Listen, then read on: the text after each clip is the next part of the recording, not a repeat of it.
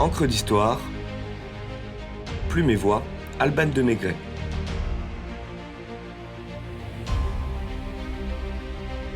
Alexandra David Néel, exploratrice de l'extrême.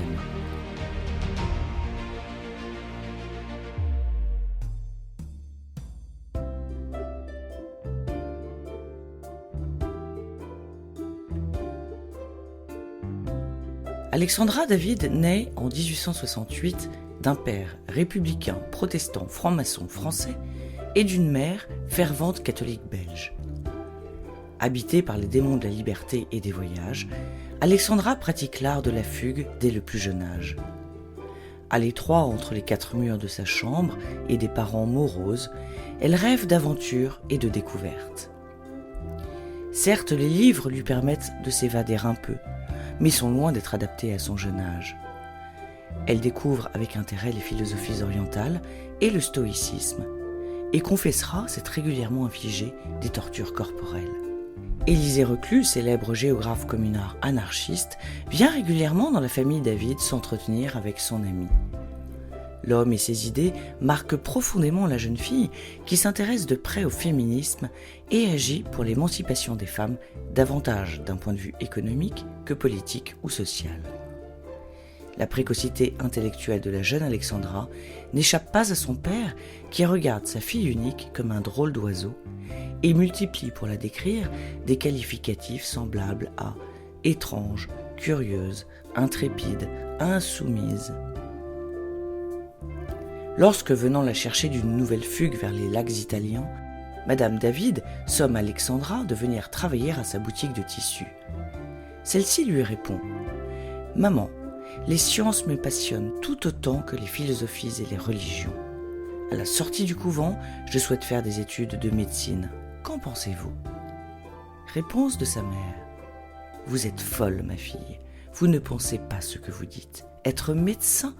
Déjà, les hommes n'y comprennent rien. Alors, une femme... »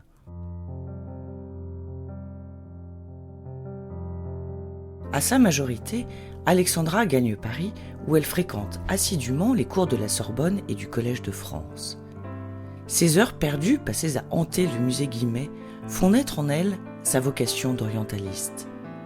Elle met alors les voiles pour l'Angleterre afin de perfectionner son anglais, langue indispensable à l'étude des textes.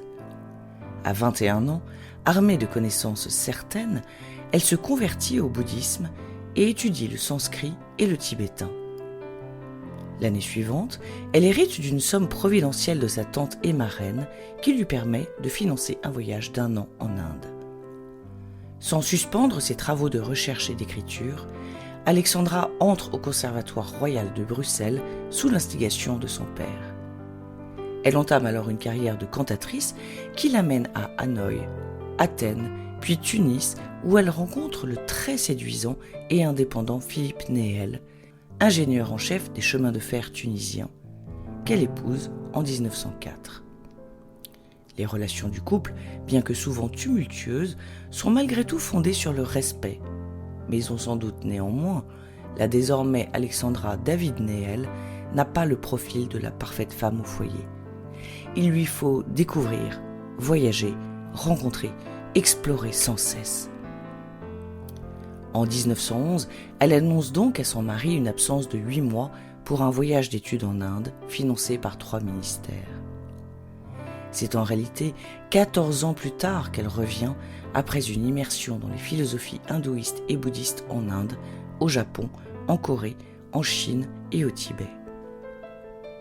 Elle fait désormais route avec un jeune homme d'une 30aine d'années, son cadet, Afur Yongden, qui deviendra son fils adoptif.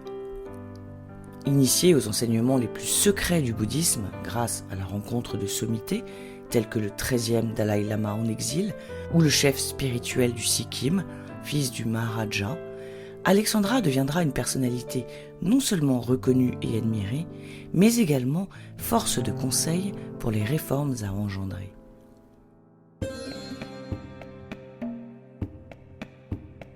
L'objectif de l'orientaliste demeure d'entrer à Lhasa, sur le territoire interdit aux Occidentaux du pays des neiges.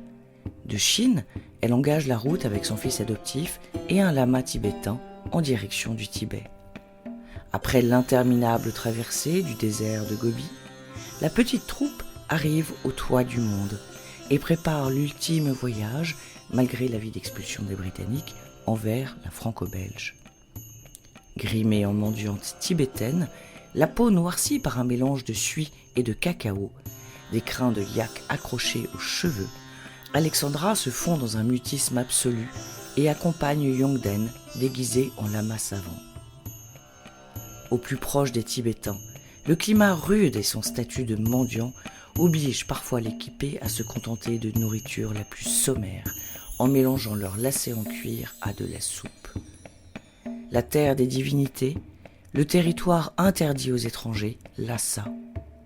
Le but est enfin atteint en 1924, mais la Française est sans arrêt sur le qui-vive. La suie de son visage s'effaçant avec ses sueurs, qu'elle a pourtant souvent froides. Durant ce long et périlleux parcours asiatique, Alexandra ne cesse d'entretenir une correspondance épistolaire avec son mari, lui racontant son expérience, les innombrables péripéties du voyage et lui confiant le soin de gérer sa fortune. Elle lui confesse être réduite à l'état de squelette en arrivant dans la cité sainte, mais contemple le Potala, palais du Dalai Lama, en s'écriant que, je cite, « les dieux ont triomphé ».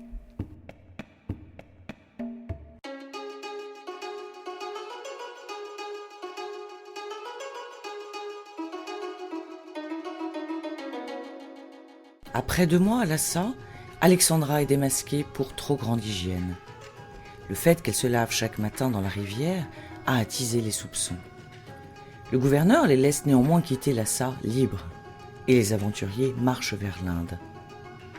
De retour en France, en mai 1924, l'infatigable voyageuse est acclamée au Havre comme une héroïne, et sa photo fait la une des journaux.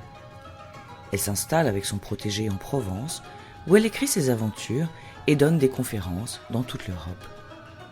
En 1937, âgée de 69 ans, Alexandra David-Néel décide de repartir en Chine pour étudier l'ancien taoïsme.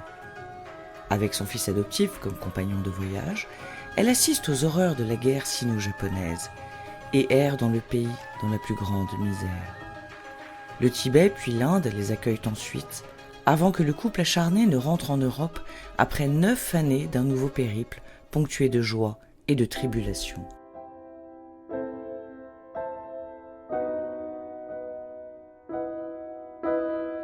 Retrouvant sa maison de Digne-les-Bains, la première femme occidentale à avoir franchi la cité interdite se remet au travail d'écriture. Elle a l'immense douleur de perdre Yongen en 1955, ce qui met un frein à sa production littéraire. S'étant installée dans un hôtel de Monaco, Alexandra demande le renouvellement de son passeport en 1969. Elle a 100 ans et demi. Le 8 septembre de la même année, la vigoureuse exploratrice s'éteint de sa belle mort, et ses cendres vont, selon son désir, rejoindre celles de son fils adoptif dans le Gange. Quelle vie que celle de cette femme qu'aucun mot ne saurait décrire. Quelle force, quel acharnement, quelle volonté vertigineuse que ceux de cette héroïne qui disait avec sagesse « À l'origine de toute connaissance, nous rencontrons la curiosité. Elle est une condition essentielle du progrès. »